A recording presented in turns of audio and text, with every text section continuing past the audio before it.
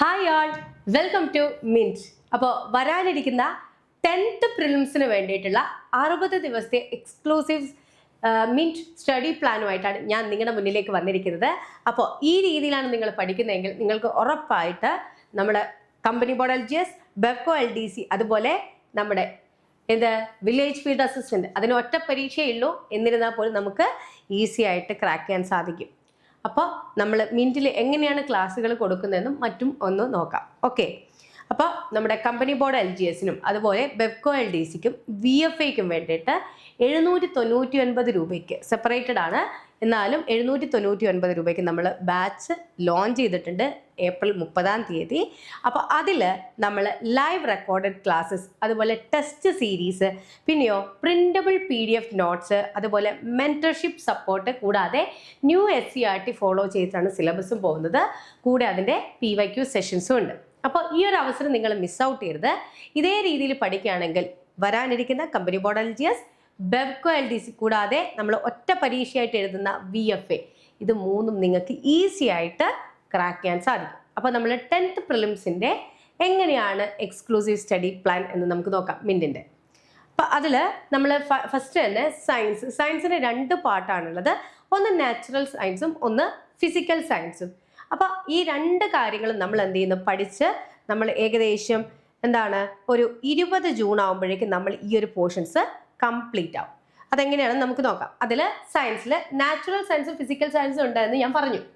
അതിൽ മനുഷ്യ ശരീരമുണ്ട്, ജീവകങ്ങളുണ്ട്, രോഗങ്ങളുണ്ട്, ആരോഗ്യക്ഷേമം, കാർഷിക വിളകൾ. അതുപോലെ ഫിസിക്കൽ സയൻസിലാണെങ്കിലോ ആറ്റം, ധാതുക്കൾ, മൂലകങ്ങൾ, രസതന്ത്രം, ദ്രവ്യം, ഊർജം, താപം, വനം, പരിസ്ഥിതി, ഇതൊക്കെ ഉൾപ്പെടുന്നതാണ്. അപ്പോൾ ഇതിൽ നമ്മുടെ നാച്ചുറൽ സയൻസിന് മനുഷ്യ ശരീരത്തെക്കുറിച്ചുള്ള പൊതു അറിവിന് 4 അവർ ക്ലാസ് ഉണ്ടാവും. അതുപോലെ ജീവകങ്ങളും അപര്യാപ്ത രോഗങ്ങളും 2 അവറാണ്. അതുപോലെ രോഗങ്ങളും രോഗകാരികളും 2 അവർ ക്ലാസ്സസ് ആണ്. കേരളത്തിലെ ആരോഗ്യക്ഷേമ പ്രവർത്തനങ്ങൾ 1 അവർ. അതുപോലെ കേരളത്തിലെ പ്രധാന ഭക്ഷ്യ കാർഷിക വിളകൾ 2 അവർ. വനങ്ങളും വനവിഭവങ്ങളും 1.5 മണിക്കൂർ. അതുപോലെ പരിസ്ഥിതിയും പരിസ്ഥിതി പ്രശ്നങ്ങളും 1.5 മണിക്കൂർ. ഇങ്ങനെയാണ് നമ്മൾ എന്ത് ചെയ്തിരിക്കുന്നത്, ആ ഒരു ടോപ്പിക്കിന് സമയക്രമം പാലിച്ചിരിക്കുന്നത്. അതുകൂടാതെ ഫിസിക്കൽ സയൻസിലാണെങ്കിൽ ആറ്റവും ആറ്റത്തിൻ്റെ ഘടനയും 1.5 മണിക്കൂർ. അതുപോലെ അയിരുകളും ധാതുക്കളും 1 മണിക്കൂറാണ്. അതുപോലെ മൂലകങ്ങളും അവയുടെ വർഗീകരണവും, ഹൈഡ്രജനും ഓക്സിജനും, രസതന്ത്രം ദൈനംദിന ജീവിതത്തിൽ, ദ്രവ്യവും പിണ്ഡവും, അതുപോലെ പ്രവൃത്തിയും ഊർജവും അതിൻ്റെ പരിവർത്തനവും, താപവും ഊഷ്മാവും, പ്രകൃതിയിലെ ചലനങ്ങളും ബലങ്ങളും. ഈ ഓരോരോ ടോപ്പിക്കിനും നമ്മൾ 1 അവർ വീതമാണ് കൊടുത്തിരിക്കുന്നത്. പിന്നെയോ ശബ്ദവും പ്രകാശവും, അതിന് 2 അവർ കൊടുത്തിട്ടുണ്ട്. പിന്നെയോ സൗരയൂഥവും സവിശേഷതകളും, അതിന് 1 അവർ. ഇങ്ങനെയാണ് നമ്മൾ സയൻസിൻ്റെ അവർ ചൂസ് ചെയ്തിരിക്കുന്നത്. അപ്പോൾ ഈ രീതിയിൽ നമ്മൾ പഠിക്കുകയാണെങ്കിൽ സയൻസിലെ എല്ലാ ടോപ്പിക്കും കവർ ചെയ്യും. കൂടാതെ നിങ്ങൾക്ക് അതിൻ്റെ PYQസും ലഭിക്കുന്നതാണ്. ഇനി അടുത്തത് നോക്കിയാലോ, നമ്മുടെ മാത്സ് ആൻഡ് മെൻ്റൽ എബിലിറ്റി എന്ന് പറയുന്ന പാട്ടാണ്. അതിൽ അടിസ്ഥാന ക്രിയകളുണ്ട്. അത് കഴിഞ്ഞിട്ടോ നമ്മളിലെ സംഖ്യകളും അടിസ്ഥാന ക്രിയകളും, പിന്നെ ഭിന്നസംഖ്യകൾ, ദശാംശ സംഖ്യകൾ, അതിൽ തന്നെ ലസാഗു, ഉസാഗ, പിന്നെയോ നമ്മളെ ശരാശരി, ലാഭവും നഷ്ടവും, സമയവും ദൂരവും, സമാന ബന്ധങ്ങൾ, ശ്രേണികൾ, പിന്നെയോ വയസ്സുമായി ബന്ധപ്പെട്ട പ്രശ്നങ്ങൾ, സ്ഥാനനിർണ്ണയം, ഇങ്ങനെയുള്ള എല്ലാ ടോപ്പിക്കുകളുമാണ് എന്തിൽ വരുന്നത്, മാത്സ് ആൻഡ് മെൻ്റൽ എബിലിറ്റി പാർട്ടിൽ വരുന്നത്. അതിനെങ്ങനെയാണ് സമയക്രമം പാലിച്ചിരിക്കുന്നത് നോക്കാം. അതിൽ നമ്മുടെ ലഘുഗണിതം എന്ന് പറയുന്ന പാർട്ടിൽ സംഖ്യകളും അടിസ്ഥാന ക്രിയകളും, അതിന് 3 അവറാണ് കൊടുത്തിരിക്കുന്നത്. പിന്നെയോ ലസാഗു, ഉസാഗ 1.5 മണിക്കൂർ, ഭിന്നസംഖ്യകൾ 1.5 മണിക്കൂർ, ദശാംശ സംഖ്യകൾ 1 മണിക്കൂർ, വർഗവും വർഗമൂലവും 1.5 മണിക്കൂർ, ശരാശരി 2 മണിക്കൂർ, ലാഭവും നഷ്ടവും 2.5 മണിക്കൂർ, പിന്നെയോ സമയവും ദൂരവും 2 മണിക്കൂർ. ഇനി മാനസിക ശേഷിയും നിരീക്ഷണ പാഠവ പരിശോധനയും, അതിൽ ഗണിത ചിഹ്നങ്ങൾ ഉപയോഗിച്ചുള്ള ക്രിയകൾ 1 മണിക്കൂർ, ശ്രേണികൾ 1.5 മണിക്കൂർ, സമാന ബന്ധങ്ങൾ 1 മണിക്കൂർ, തരംതിരിക്കൽ 1 മണിക്കൂർ, അർത്ഥവത്തായ രീതിയിൽ പദങ്ങളുടെ ക്രമീകരണം 1 മണിക്കൂർ, ഒറ്റയാനെ കണ്ടെത്തൽ 1 മണിക്കൂർ, വയസ്സുമായി ബന്ധപ്പെട്ട പ്രശ്നങ്ങൾ 2 അവർ, സ്ഥാനനിർണ്ണയം 1.5 മണിക്കൂർ. ഓക്കെ അല്ലേ? ഇനി അടുത്തത് നമ്മുടെ വൈഡ് ഏരിയയാണ് പൊതുവിജ്ഞാനവും നവോത്ഥാനം.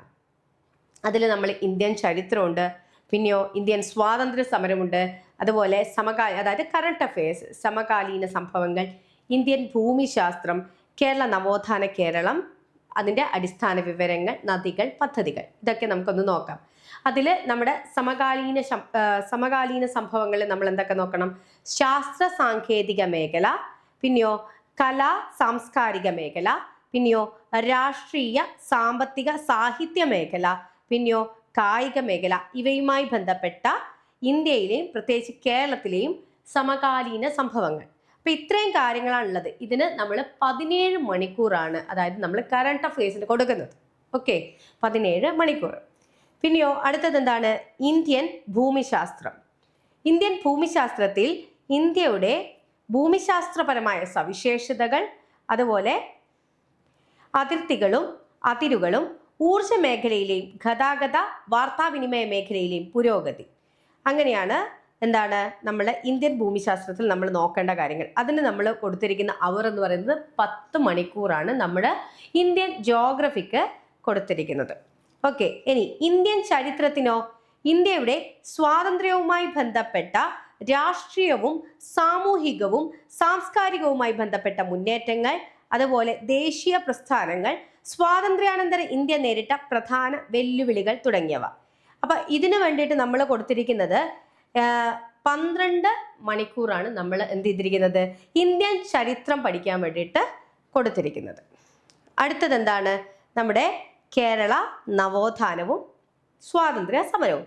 അതിൽ കേരളത്തിലെ സാമൂഹ്യ പരിഷ്കരണം, അതുപോലെ നമ്മുടെ കേരളത്തിലെ സാമൂഹിക പരിഷ്കരണവും അയ്യങ്കാളി, ചട്ടമ്പി സ്വാമികൾ, ശ്രീനാരായണ ഗുരു, പണ്ഡിറ്റ് കറുപ്പൻ, VT ഭട്ടതിരിപ്പാട്, കുമാരഗുരു, മന്നത്ത് പത്മനാഭൻ തുടങ്ങിയ സാമൂഹ്യ പരിഷ്കർത്താക്കളും, ഇവയെക്കുറിച്ച് അറിയാൻ അതിന് ഏകദേശം നമ്മൾ കൊടുത്തിരിക്കുന്നത് 10 മണിക്കൂറാണ് നമ്മൾ എന്ത് ചെയ്തിരിക്കുന്നത്, അതായത് കേരള ചരിത്രം പഠിക്കാൻ വേണ്ടിയിട്ട് കൊടുത്തിരിക്കുന്നത്. അടുത്തത് എന്താണ്? കേരളത്തിൻ്റെ അടിസ്ഥാന വിവരങ്ങൾ.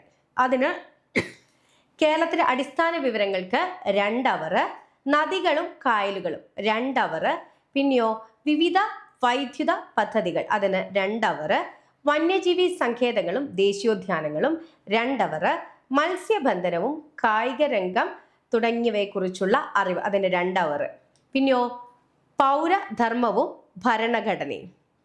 അതിന് നമ്മൾ കൊടുത്തിരിക്കുന്നത് എന്താണ്?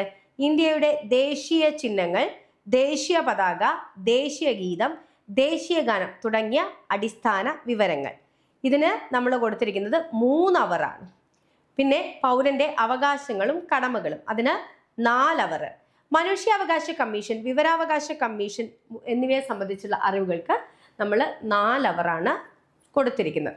അങ്ങനെ നമ്മൾ ഏകദേശം ജൂൺ 30 ആകുമ്പോഴേക്ക് എന്ത് ചെയ്യുന്നുണ്ട്? ഈ സിലബസ് നമ്മൾ കംപ്ലീറ്റ് ചെയ്യുന്നുണ്ട്. അതിനുശേഷം നമ്മൾ എന്ത് ചെയ്യുന്നുണ്ട്? ജൂലൈയിൽ നമ്മൾ PYQ സെഷൻസ്, അതുപോലെ റിവിഷൻ, അതുപോലെ മോക്ക് ടെസ്റ്റ്, അതായത് ഫുൾ ലെങ്ത് മോക്ക് ടെസ്റ്റും നമ്മൾ പ്രൊവൈഡ് ചെയ്യുന്നുണ്ട്. അപ്പം ഈ ഒരു അവസരം നിങ്ങൾ മിസ് ഔട്ട് ചെയ്യരുത്. ഇതേ സ്റ്റഡി പ്ലാനിൽ നിങ്ങൾ പോവുകയാണെങ്കിൽ നിങ്ങൾക്ക് തീർച്ചയായിട്ടും നിങ്ങൾ ആഗ്രഹിക്കുന്ന ഗവൺമെൻറ് ജോബ് നിങ്ങൾക്ക് നേടാൻ സാധിക്കും. അപ്പോൾ കമ്പനി ബോർഡ് LGS എന്ന് പറയുന്നത് നമുക്ക് ഒരുപാട് അവസരങ്ങൾ തരുന്നൊരു വേക്കൻസിയാണ്. അപ്പോൾ ഈ ഒരു അവസരം നിങ്ങൾ മിസ് ഔട്ട് ചെയ്യരുത്. അതുപോലെ ബെബ്കോ LDCൻ്റെ പിന്നെയോ നമ്മൾ അതായത് ഒരു പരീക്ഷ മാത്രം എഴുതിയിട്ട് നമുക്ക് നേരിട്ട് അതായത് അടുത്ത ഘട്ടത്തിലേക്ക് പോകാൻ പറ്റുന്ന ഒരു എക്സാമാണ് വില്ലേജ് ഫീൽഡ് അസിസ്റ്റന്റ്. ഇതിനെല്ലാത്തിൻ്റെയും ബേസ് എന്ന് പറയുന്നത് 10th ആണ്. അപ്പം അതിന് നല്ല രീതിയിലുള്ള ക്ലാസ് മിൻറ്റ് പ്രൊവൈഡ് ചെയ്യുന്നുണ്ട്. അപ്പോൾ ഈ അവസരം മിസ് ഔട്ട് ചെയ്യാതെ പെട്ടെന്ന് തന്നെ വന്ന് ജോയിൻ ചെയ്തോ. കാരണം കുറഞ്ഞ ഫീസിൽ നിങ്ങൾ ആഗ്രഹിക്കുന്ന ജോലി നിങ്ങൾക്ക് നേടാൻ സാധിക്കും. അതിന് മിൻറ്റ് ഒരു സപ്പോർട്ടിംഗ് ഗൈഡായിട്ട് കൂടെയുണ്ട്. അപ്പോൾ മികച്ച പഠനം മിൻറ്റിനോടൊപ്പം. അപ്പോൾ ഓർത്ത് വെക്കുക, നമ്മളെല്ലാത്തിനും കൃത്യമായിട്ടുള്ള പ്ലാനോട് കൂടിയാണ് എന്ത് പോകുന്നത്, ഈ ഒരു company board LGS, Bevco LDC, അതുപോലെ VFAക്ക് വേണ്ടിയിട്ടുള്ള ബാച്ച് റൺ ചെയ്യുന്നത്.